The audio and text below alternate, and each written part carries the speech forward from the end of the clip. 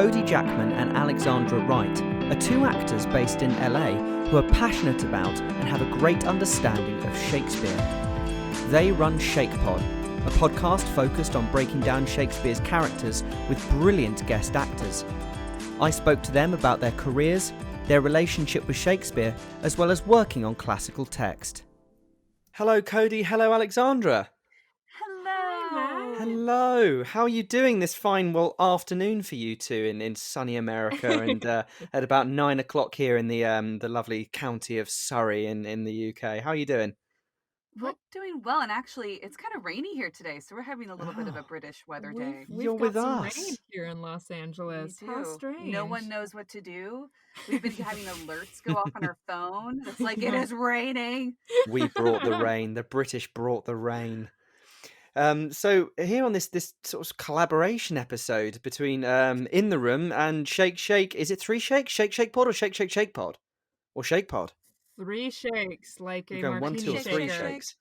3 Mhm. Three shakes. shakes, yeah. Shake Absolutely. Pod. We love it. Yeah, we thought we both sort of started doing podcasts at similar times, and we got chatting on social media and thought, why not throw something together, do a really sort of mishmash between our two formats and see what on earth happens. So these two lovely ladies were really up for having a chat, and they've got some speeches that we're going to look over today, and I'm going to ask some questions like we do on our podcast, and we're just going to really go from there. This is a freestyle, so forgive us if it's a complete mess. We're doing our best here today, aren't we? Oh, we're so excited. We're excited. Yeah, if you're listening, grab a drink and settle in. Settle in. Laugh with Settle in us. for the ride. I've got a beer. I'm ready to rumble. We're here to go. Hooray. So, I just thought we'd start off by if you could tell us a bit about both your acting journeys up to this present moment in time. Where did you start? What have you done so far? And let's get some Shakespeare in there as well. When did you first sort of encounter Shakespeare? Sure. So this is Alex speaking. I guess I'll start. I grew up in a really small town in Mississippi, a really small farming community, and my mom, Dixie Lee, was a model and had a TV show called Fashion with Dixie that was right after the crop report. So so growing up, I was surrounded by a very lovely and dramatic mother, and I'm sure that influenced me because I started doing, the typical fireplace dance recitals and writing what at the time I didn't know were monologues. I was like, y'all just need to sit and listen to me create this character and talk. And from there, I moved to Texas when I was 6 and did community theater, and then middle school, high school. Decided to escape the South when I was 18, and I moved to California. I went to USC for undergrad. My family thought I was going to school in South Carolina because it's the same, initials, USC. So that just shows how very small it is where I'm from. They're like, why are you going to South Carolina? I was like, oh, I'm going to Southern California. That's what the SC stands for. I'm moving to Los Angeles. So did my undergrad at SC, and didn't really have much Shakespeare in undergrad. I had a little bit of it in high school. We did like Taming of the Shrew and Merchant of Venice, but we didn't do any sort of deep dive into the text work or anything like that. As much as you could within a high school setting. I'm not trying to disparage my teachers; they're amazing, but there's just only so much you can do at the time that's given. And it wasn't until I went to grad school, I went to Harvard for my MFA, and we had the most amazing Shakespearean teachers who really dug deep into scansion and rhetoric and the rhythm and what is Shakespeare telling you to do and how is this like a piece of music. And for me, that was when my brain exploded and I met my boyfriend Billy Shakespeare, and we've been happily together ever since. And I've been fortunate to be able to travel the world and do Shakespeare on stage, and I met Kodi doing Shakespeare. So so many of my relationships and friendships and pivotal career moments and really life highlights have come from performing or having the privilege of performing this incredible poetry and telling these really universal stories. So that's where I am now. I now teach it because, again, obsessed. I do TV and film as well, and I love TV and film. But my soul, when I need like a soul shift, I can always return to the text of the Bard. Mm-hmm. So that is I. Kodi, you want to go? Yeah, my story is not nearly as impressive as Alexandra's, Just shut but your so when Oh, we I was won't even actually a get onto dancer mine then, first. because mine will be in the bin. Yeah. Matt, you're gonna Carry beat us on. out of the park. It's Blow gonna us be away. great. So Carry on, I carry actually on. started. I started as a classical dancer, actually, and hit a point in kind of that career path, realizing that it was not going to be the profession I thought it might be. And it was suggested to me to try theater. And at the time, there was a incredible teacher at the school I was at who was doing literally, it was just a Shakespeare drama class. And I signed up for that, totally fell in love with it. You know, the first show I ever did was an Alex Nezis, an all-female production of Julius Caesar, which was very strange, but very, very fun. And then Mr. Waxler, tragically passed away of a brain tumor the following year. So the program was cut. And I kind of like lost, obviously he like just inspired this whole group of kids with a love of Shakespeare and, you know, making it accessible and fun to jump into as a young actor. And then it kind of disappeared. And, you know, like there was a drama program in my high school, but it wasn't Shakespeare oriented, and it ended up actually being cut and kind of changed and made more into a musical based program towards the latter half of high school. So I really reconnected with Shakespeare when I went to school in New Orleans at Tulane University, where I was doing a dual degree in like classics, theater, and a minor in Homeland Security. So She was going to be a spy. I had no idea what I wanted to do with my No. life, clearly.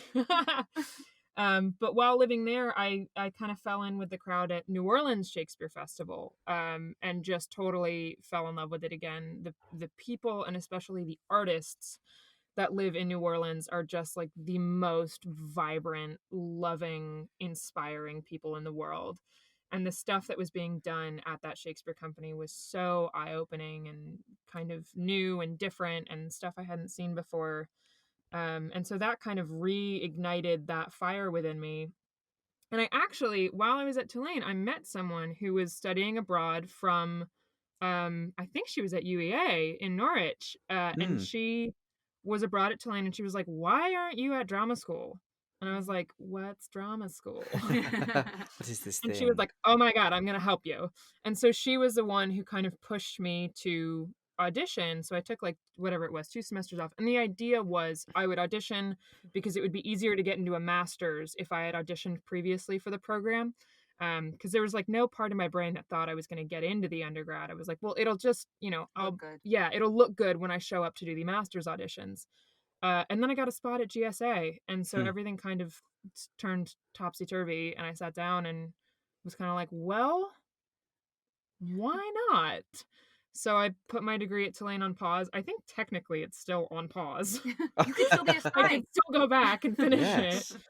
it. But yeah, moved to London, or moved to Guildford, and did 3 years at GSA.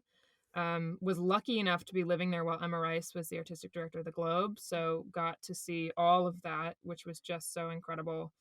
Yeah, then came back here, fell into the Shakespeare circuit out here, met Alex, and I'm now an artistic associate at a Hollywood-based Shakespeare company called Shakes on the Deck, Oh, which is what a loads of great fun. name. There's so many Yeah, good sort of theatre company puns or whatever you can make out of William Shakespeare, isn't there? It's you found your own one. It's brilliant. totally. Well, after we found ours, I mean, I guess it was like 2 weeks ago. We were Yeah. like, "Oh, we should do the ladies behind the bar." Duh. Duh. Yes. We have that cocktail name. So we're constantly coming up with new names. It's like, oh, We could have done that. That would have. We been a have good our one. like ultimate dream is to create an alcohol line Yeah. that's underneath the label "Ladies Behind the Bar." Duh. We've done a lot of Very brainstorming. good. But Yes. it's interesting.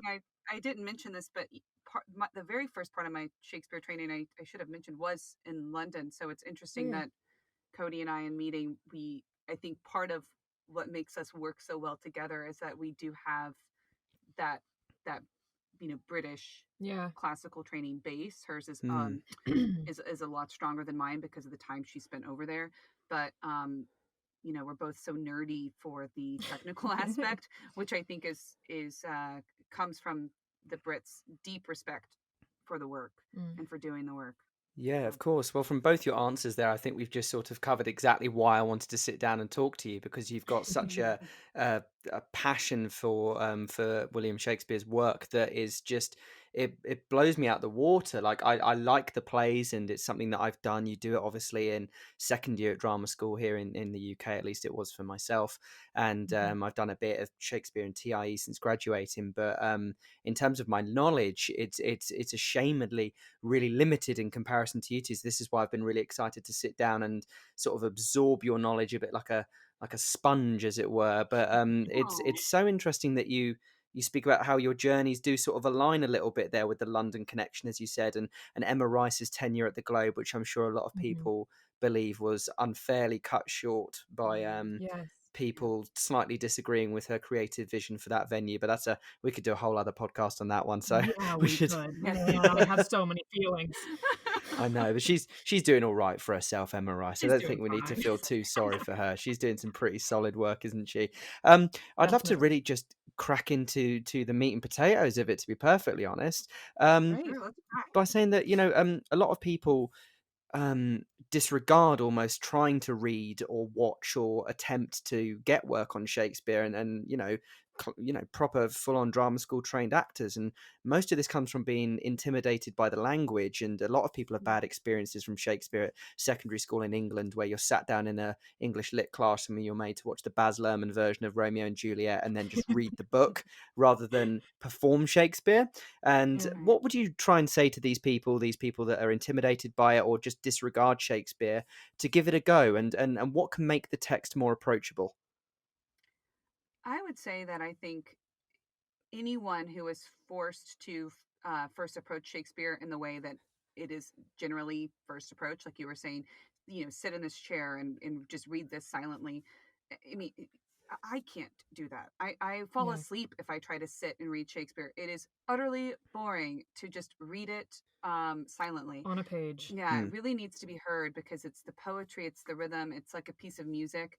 It is so much more exciting to listen to a piece of music than to just try to read the sheet music, especially if you can't read music. If you can't Mhm. read music and someone's like, look at this, you're gonna be like, I don't know what this is. Hmm. I think it's very similar with Shakespeare. And so I think that's the first step is listen to it. Don't read it. Don't read it. Yeah, listen to it.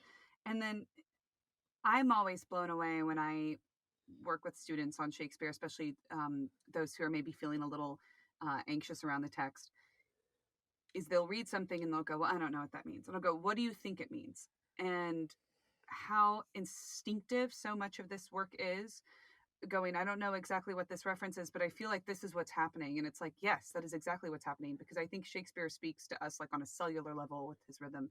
It's not so much about understanding that myth that he is referencing or wow that's a really big word I don't know what that means. It's about going deeper into what is it saying. This would sound so cheesy but like what is it saying to your soul, Yeah. Hmm. like oh this makes me miss someone. Okay, that's interesting. Why do you miss that person? What makes me think about this? It's like great, that's exactly what this person's feeling. That's exactly, you just hit it. And so really trusting your instincts I think is a big part of it.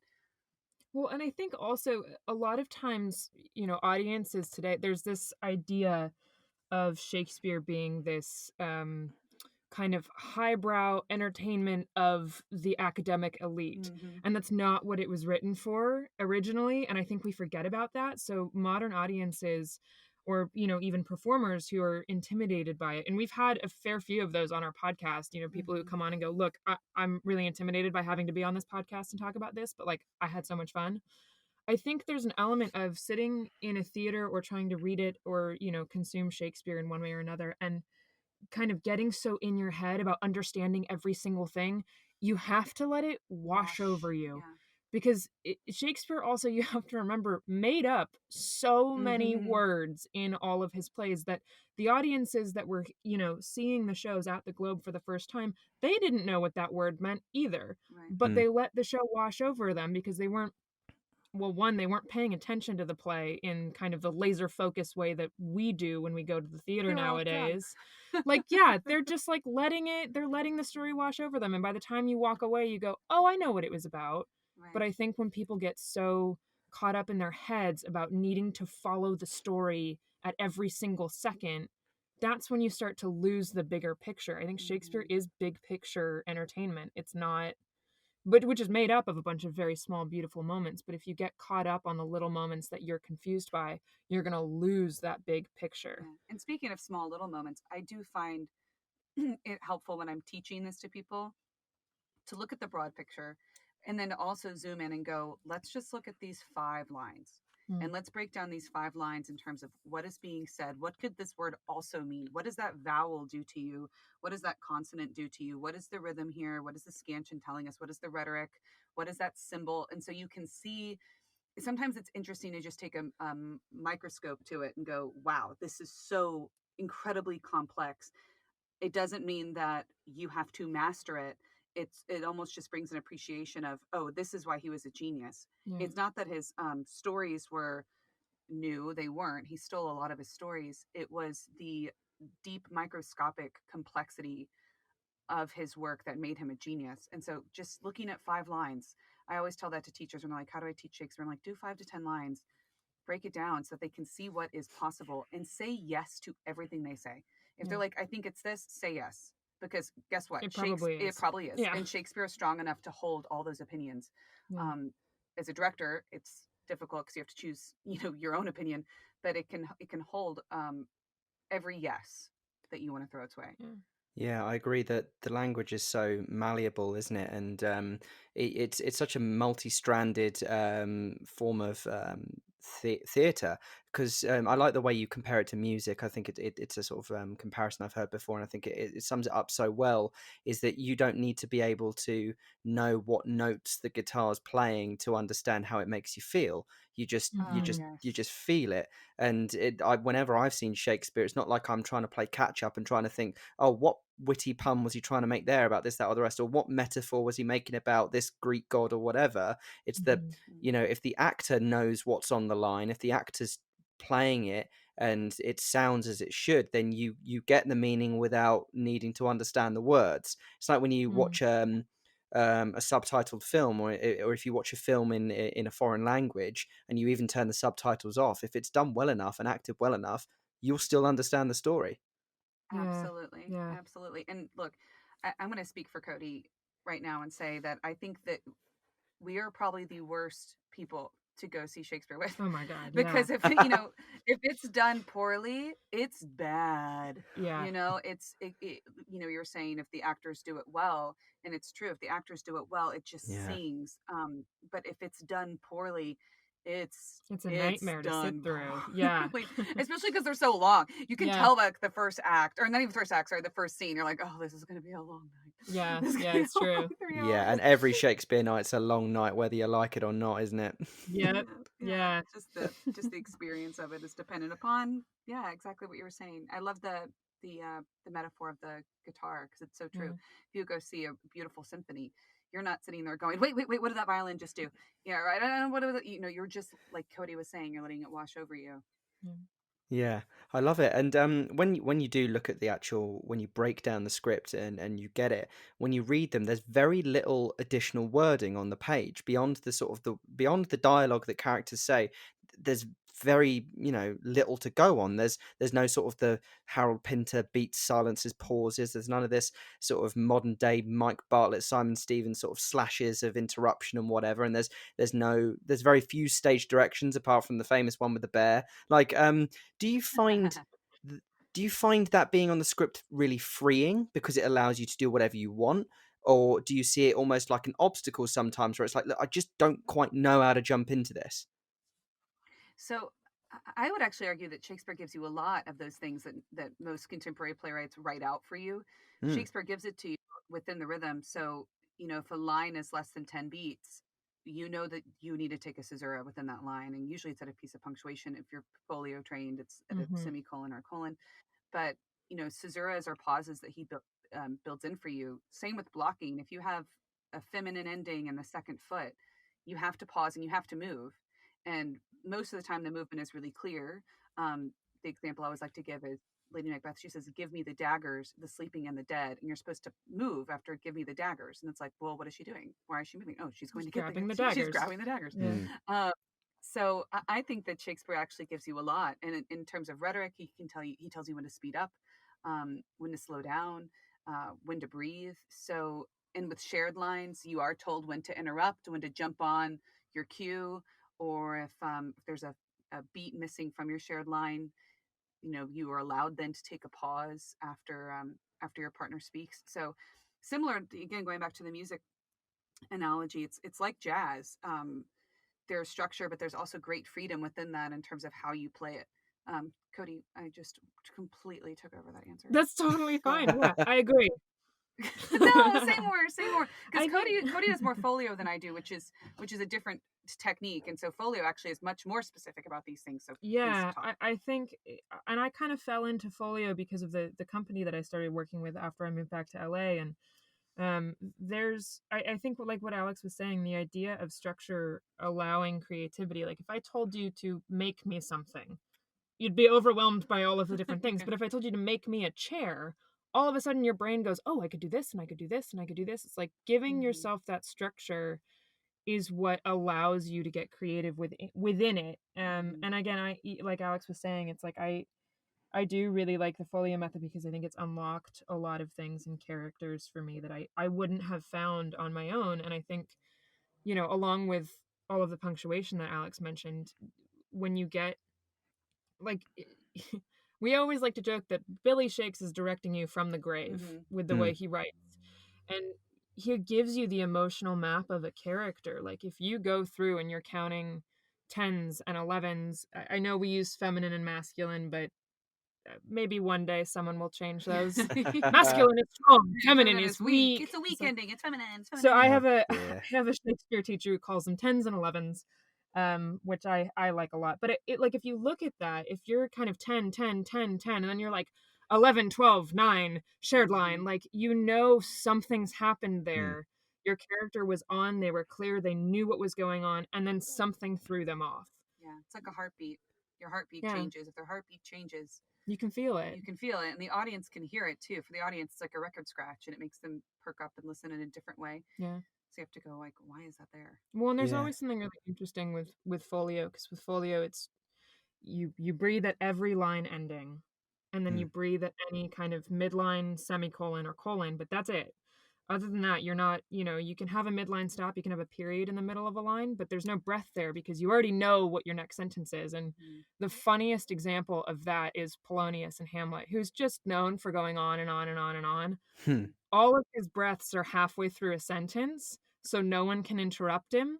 He has a bunch of midline stops, so he'll finish a sentence and then just keep talking, and then I'll breathe in the middle of the thought so you can't stop me. But I do have something else to say to you.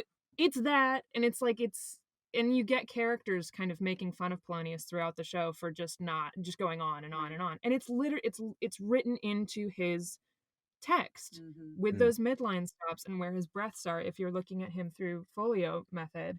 And what's great too is like I'm not folio trained, but even in the way I was taught to approach Shakespeare, all of that is still very evident. So even if you have two actors who are using two completely different methods of approaching Shakespeare and they're in the same show, the audience doesn't track that. Like no one tracks that. No one's like, oh, that person's folio.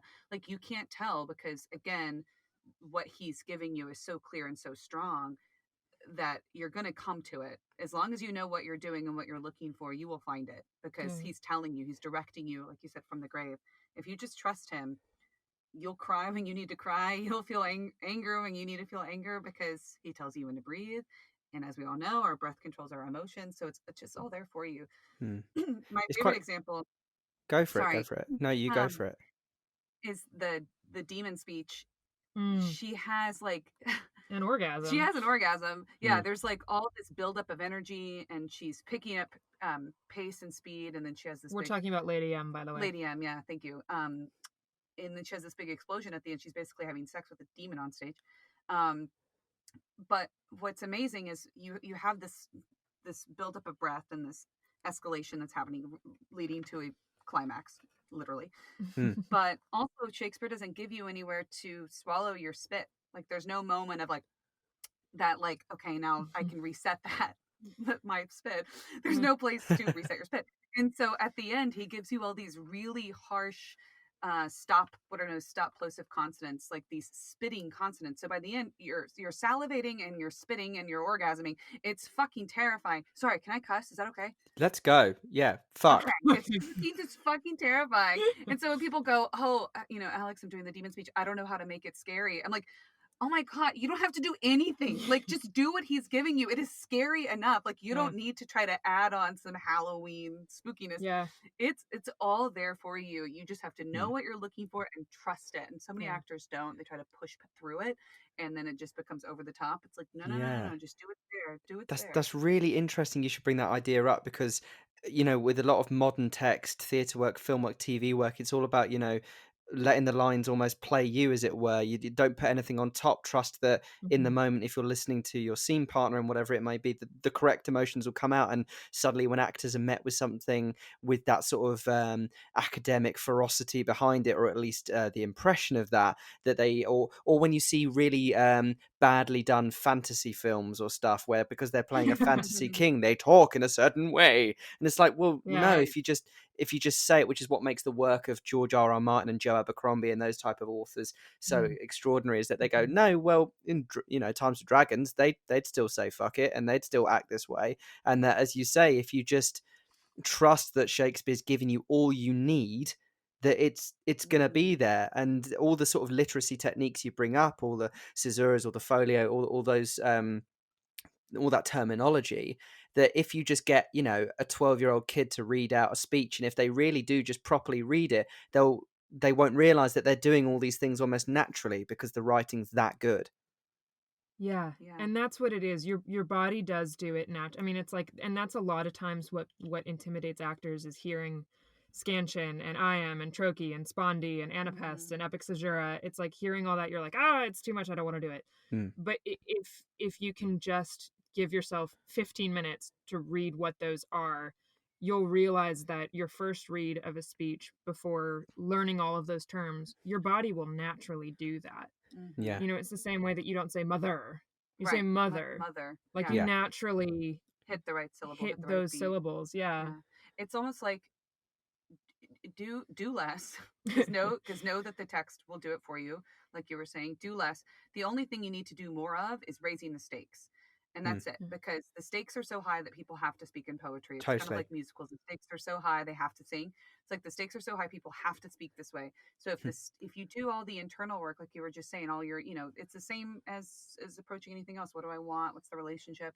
And then raise the stakes, and then just get the fuck out of the way and let the words do it for you and the language do it for you. It's like the most epic, amazing roller coaster ride, because you reach the end and you're like, wow, okay, that just happened. Yeah. That's it. That's all. I Yeah. love that. I love that comparison you said about musicals as well, because that's what I was told about musicals. I can't remember who said that to me as well, but it stuck with me so much because I'm not from a musical theatre background, and sometimes I've been a bit snobby about musicals to my shame. I do love them, but to my shame, I've been a bit snobby about some musical theatre acting. And then when someone said to me, "Well, the only reason they sing is because they can't express their emotions normally, so they have to sing it out loud," and that's quite right with Shakespeare. That because we're dealing with kings and queens and witches and magic and love affairs and all this, that of course you need that kind of language to express those kind of feelings or to give those kind of feelings justice.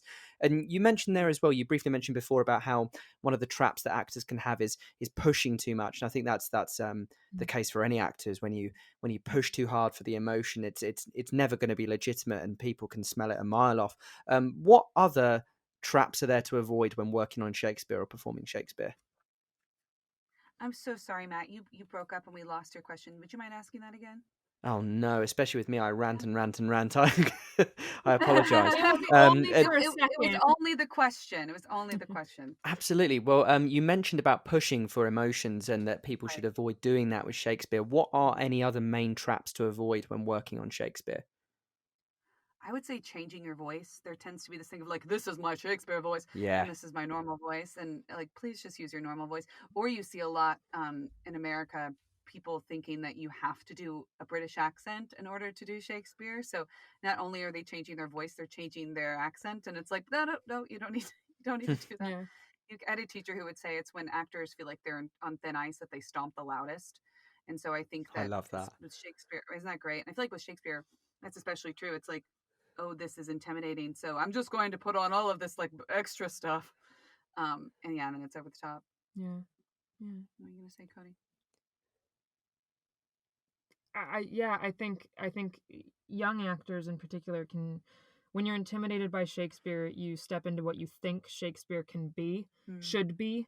And when a should shows up, you should always let a little alarm go off in your head. Yeah. Because I think what we talk a lot about on our podcast is Shakespeare wrote, the human condition, not, it's like the idea that you, as you are, isn't enough to do Lady M, to do Lady Percy, whoever it is wrong. Like he wrote these characters because, in his mind they were real people, they were humans. You just showing up to the role as yourself without doing a Shakespeare voice, standing a certain way, holding your arms and thusly, like none of that helps. Just allow yourself to step into the I had a great I had a great Shakespeare teacher at GSA who kind of worked with us from a very movement-based standpoint, and I was struggling a lot with a scene from Hamlet because I, as the human Kodi, was just like red hot pissed about something, and I came into the scene and I kept trying to drop it before starting the rehearsal, and he came over to me and he was like, look, you and Gertrude are both living in the same body right now. You need to let her feel what you're feeling because there's no reason why she's not feeling that right now.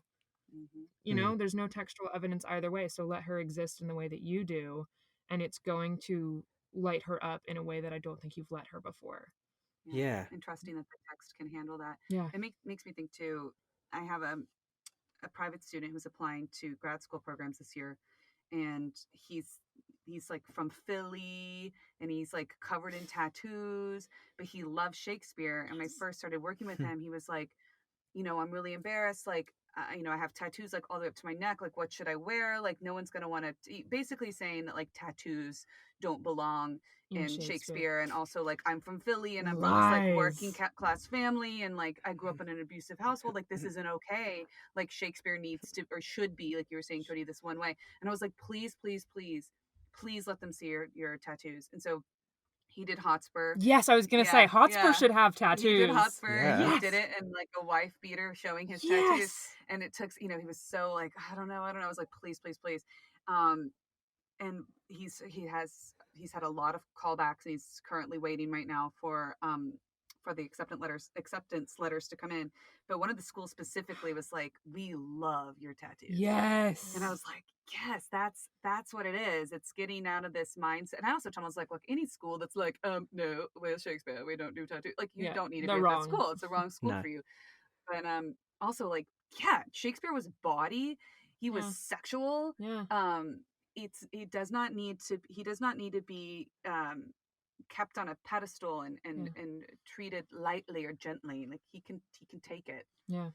Yeah, I love that. I mean, and the idea that you need to put on a Shakespeare voice, and that people generally go to an accent like my own, like an RP British accent, which is definitely not how Shakespeare would have been performed back in the day. It would have been a much more country-based accent for certain, or it could have been, I think Shakespeare sounds amazing in a northern, in an English northern accent. It sounds incredible. And that, I don't know too much about his personal background in terms of, I don't know the factual history of it, but I read the novel Hamnet recently, which is just a glorious book. I know it's fictional, but it's based on. I'm excited to read that book. I'm so excited to read that. I heard it's gorgeous. It's incredible. It very few books actually make me actively cry, and that one did. It's remarkable, and how it talks about him, being the son of a glover, wasn't it? And he was at least in this book, it portrays him being in an abusive household, and and your friend there that has all the tattoos and that's the perfect kind of guy that should be doing Shakespeare, or just acting in general. This industry as a whole is made for the people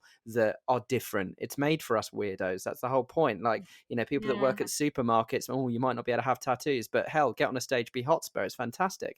I'd love to quickly talk about line learning with Shakespeare, because line learning is the sort of the bane of every actor's life, or at least in my opinion, or at least I haven't found a way to make it too fun. Are there any line learning techniques that you think specifically help you with Shakespeare, or do you approach the process the same as you would any other role? I always find, and this might sound ridiculous, and this might be just my experience, but I always find memorizing Shakespeare is almost easier for me than normal Mm. text, because it's like a Dr. Seuss rhyme. Like Mhm. there's a rhythm, and you know when you get it wrong. It's Yeah. like there's it's like learning a nursery rhyme in school, or the little songs that we used to have to learn the alphabet, or the days of the week. Like it sits so comfortably in the human body because it's Mhm. written with a certain rhythm. It sticks in your brain easier, Yeah, it's written which I to know your is, heartbeat. Ba-bum, yeah, ba-bum, that's off. But like, so if you are off on a word that is a different meter, or a different rhythm, you feel it. It's like yeah, it's almost like, again, learning a song. If you hear a song a few times on the radio, you start to sing along to it, and all of a sudden you have it memorized. yeah.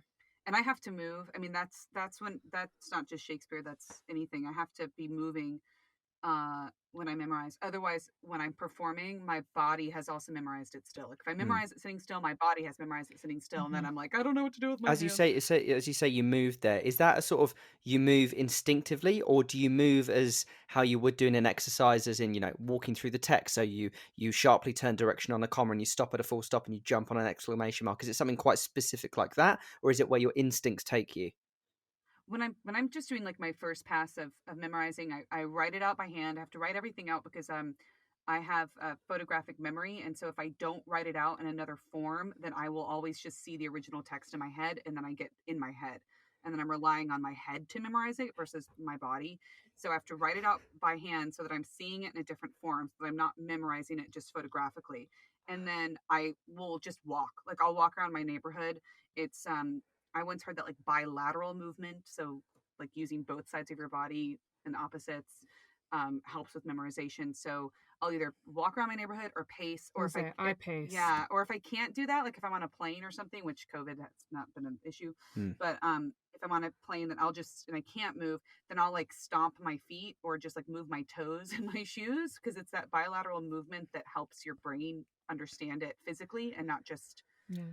not just in the brain, not just in your head. And then yeah, I love doing like, walking the grid and turning on punctuation and changing your voice on punctuation. And I'll do that more for like vocal variety exploration and things like that. Mm. And then I get more specific with the movement like Laban or Chekhov or whatever. But just like first passive memorizing, I can't be sitting still. I have to say it out loud too. Oh yeah, I'm like absolutely. Definitely. yeah, I'm Because like it's a mouth muscle thing. mm-hmm. Yeah.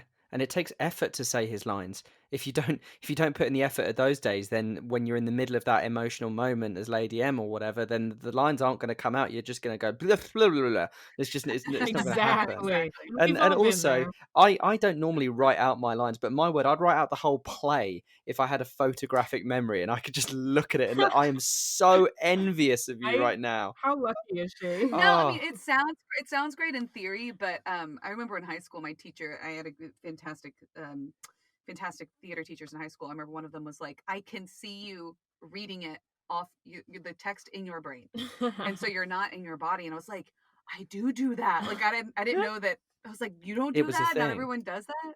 And Yeah. so And then it everyone just sort of seems great. looked at slowly turned around and looked at you and was just it's like X-Men or something. Oh, that's amazing. I mean, I That's guess that's great in amazing. theory, but I have to bypass that so that I understand then like why do I have to say this line? Where is this Mm, line coming from in my body?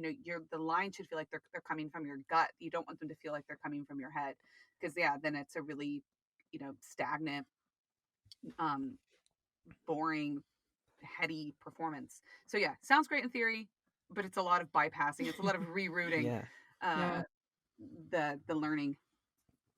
totally. I'd like to sort of well, jump over a question or two. I'm conscious of time. I really want to get onto your speeches in a second.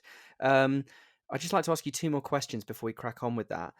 How can working on Shakespeare and other classical text have a positive effect on actors working in other areas? So, from TV and film or new writing theatre work, what can you transfer across? Well, what Alex and I have we are quite similar in terms of acting type and kind of what worlds we fit into, and what we've both, I think, found is the the heightened text and having to speak language that's not what we use in our everyday world, and making it truthful and honest and kind of connected to you lends itself really well to procedurals, or what we call procedurals over here. So medical dramas, law dramas, any TV show or film that is filled with a bunch of specific terminology that we don't use every day. Yeah, But the medical character probably nomenclature or does. whatever. Uh-huh, Mhm. exactly. And then high stakes too. Yeah, and I would even say shows that are more fantasy based, like Game of Thrones and Yeah. things like that, where this again the stakes are high, the language is different. They're not speaking in this kind of like contemporary vernacular, um, and so being able to pull that off in a believable way, while keeping the integrity of the text.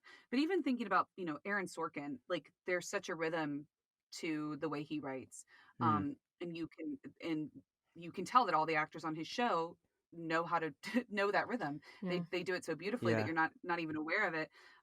Like meaning like as an audience, you're not like, wow, this has a rhythm. It's just you believe the world and the characters and the stakes. And even like even like something like a yeah, CW totally. show Or where again the stakes are really high and you mm, have to tap into that and Yeah. portray that in a way that's believable and doesn't feel like a soap opera. yeah, I think Tarantino speaks about the rhythm of how he writes as well, because he rarely lets actors improvise on Mhm. his sets. He likes to follow it exactly how he sees it in his head. I'd like Yeah. one more question before we move on to your speeches or speech. I don't know if we have time for both. Um, why do you think Shakespeare's work is still performed all the time, everywhere?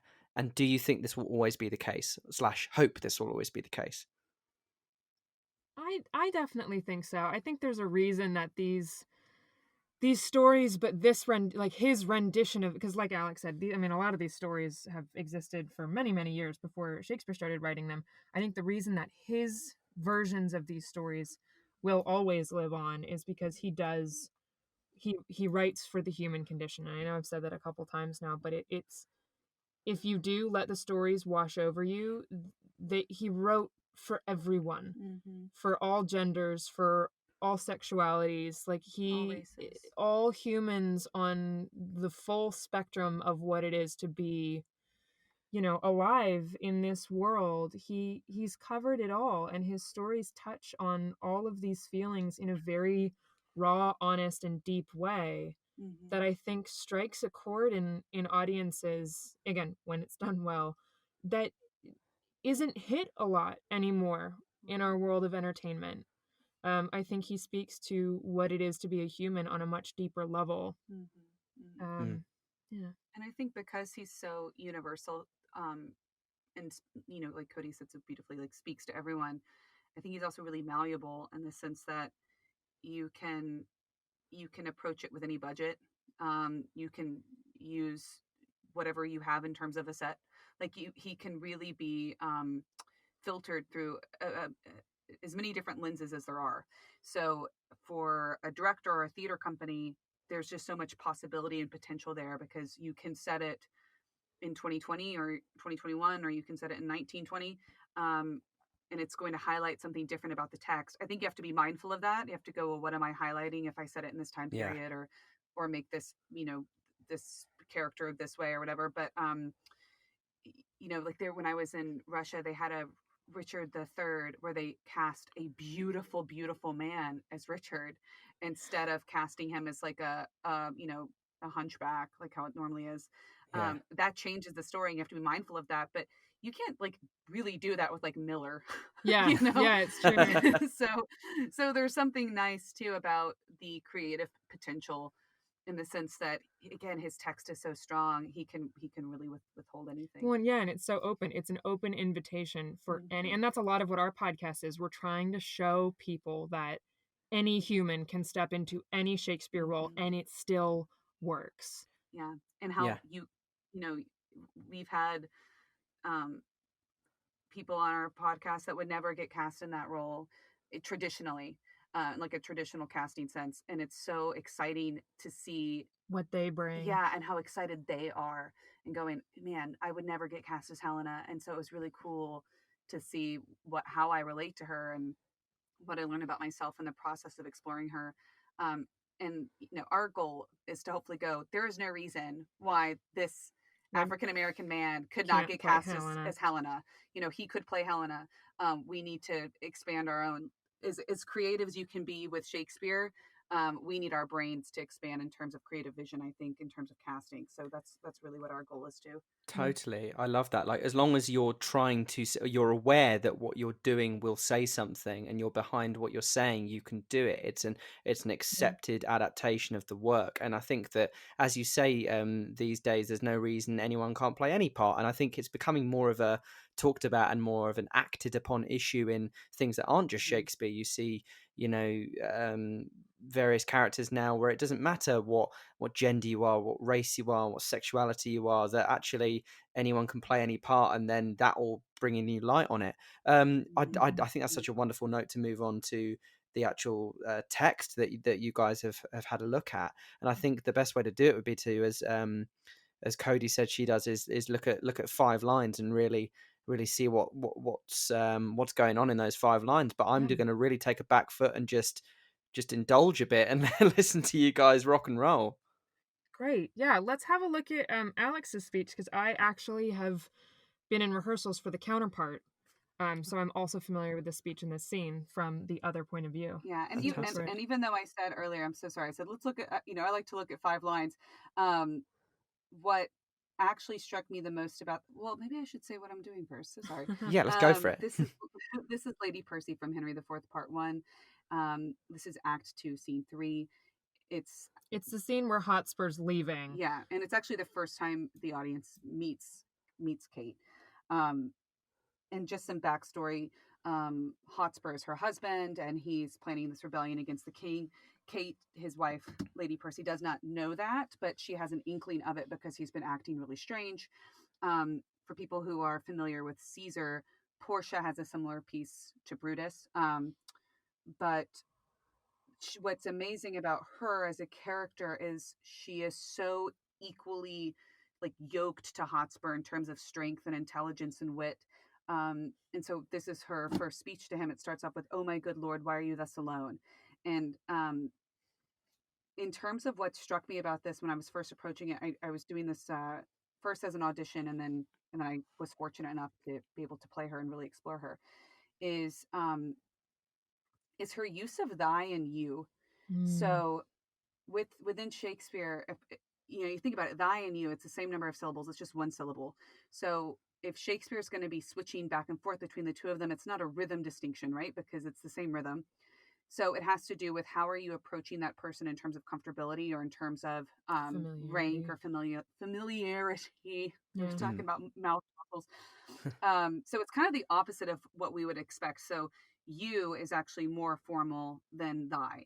And Yeah. so in looking at this speech, she goes back and forth between the two of those, which I think for whoever is playing Hotspur is interesting too, because that lets you kind of know what are you sending to her non-verbally, because it's monologue. What are you sending to her non-verbally that then makes her approach you in a more familiar way, or approaches you in a more um, what's the word I'm looking Like for? Like formal. formal Yeah. way. Thank you. That's the word, formal way. So for me, that was like, wow, that's interesting. The other thing I like about this piece is in terms of difference in rhythm, she only really has like one or two irregular lines. And again, when we're looking at rhythm, we're looking at the irregularity of it, um, which for me lets me know that this is a woman who, while the stakes are very high for her, she is someone who is comfortable speaking her mind. She's comfortable with conflict. She's very grounded. And she's very grounded. Yeah, she's not one to lose herself. Um, she also has this moment where she starts speaking to him about what he's saying in his sleep. So basically, she's going, "You're acting weird. You're not having sex with me." Which, if you think about it, the time period, like how revolutionary that was to have a female character on stage go, "I know Challenge. something's wrong with you because you're not having sex with me, and as your wife, I am owed that." Yeah. Yeah. So a woman who's just fully embracing her sexuality as well. But then she goes into this thing saying, I also know something's wrong because you're talking in your sleep at night and you're talking about, and she goes on this whole list of sallies, retires, of trenches, tents, of palisadoes, frontiers, parapets, of He's basilisks, of going to cannon, war. culverin, of prisoners ransom, of soldiers slain, and all the currents of a heady fight. Which for me, I was like, what woman during this time period knows all this stuff about war? Like, this is a woman whose husband normally comes home to her and talks to her about these things. She is just as equally educated. I mean, she's not on the field like he is, but she is equally educated Yeah. in terms of battle as he is. Like, she's such an equal to him. When it's a key into their relationship too, that the fact that they are the sort of couple that talks about sex, that has sex, that talks about their days, like he shares everything with her, Right. which then makes the use of you almost so much more of a dig when she does do it. Right. Yeah, and And I then love I there's a love big that about as you said, she knows the relationship she's in. That a lot of people would think about, military wives, to use such a general term.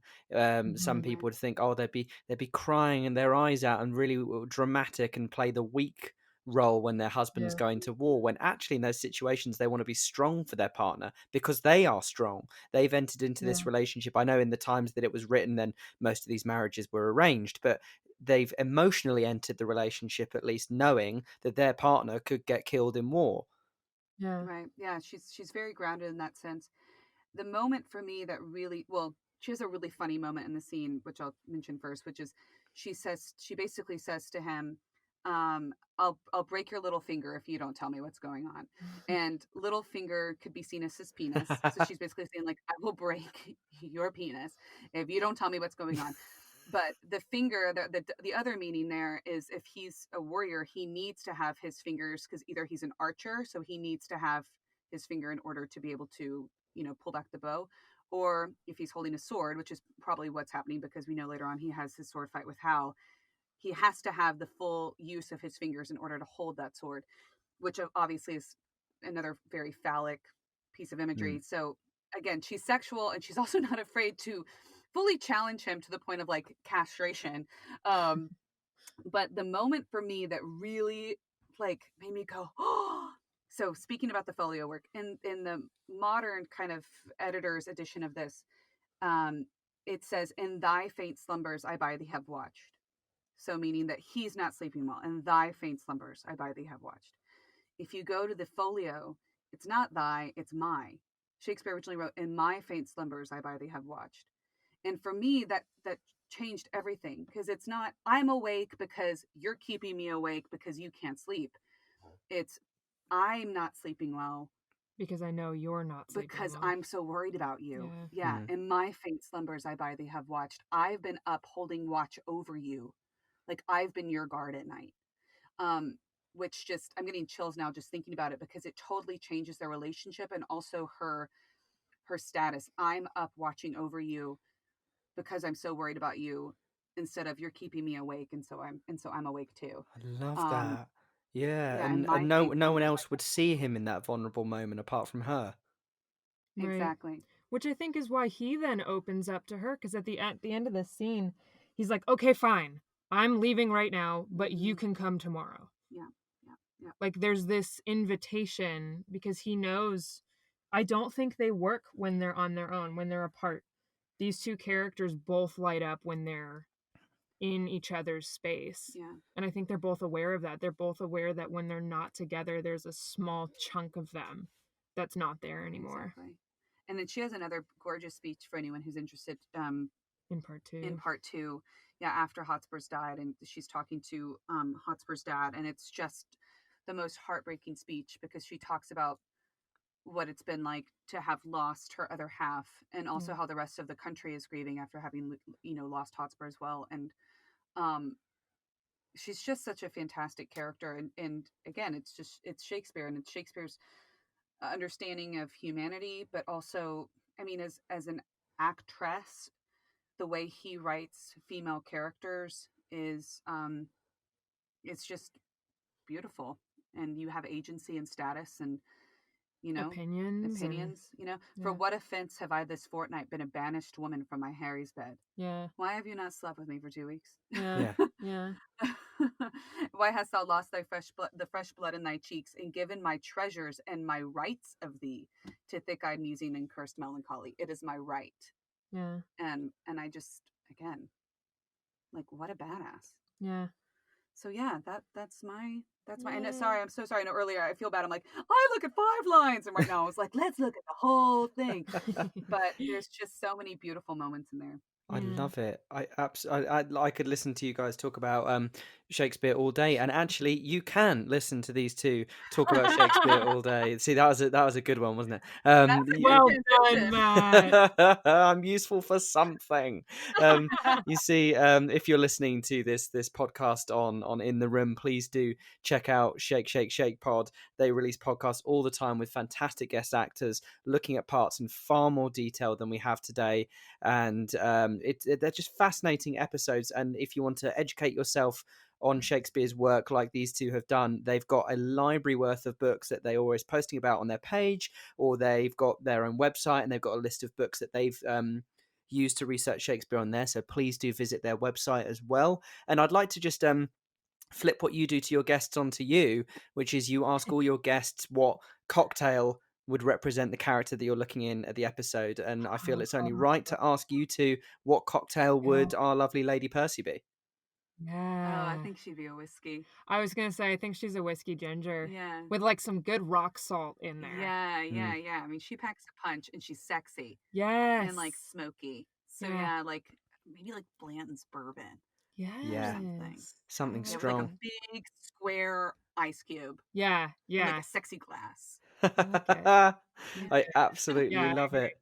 Fantastic. And if you happen to be listening to this podcast on the lovely Shake Pod format, then please do give myself and my friend Christian, who couldn't join us this evening, a look at In the Room. We specialize in podcasts talking to industry professionals about how you can better understand topics or better understand how to get jobs or to get further along in the industry by looking at professionals' careers. And I feel like we've done that today by looking at how you guys approach Shakespeare. It's been an absolute pleasure.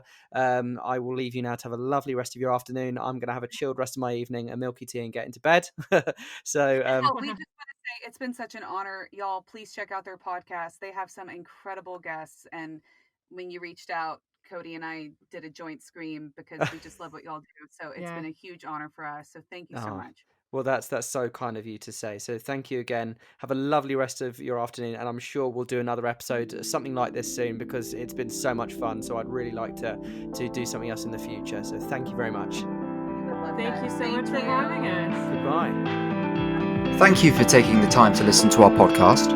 We hope you enjoyed it and learned something. We look forward to having you back in the room very, very soon.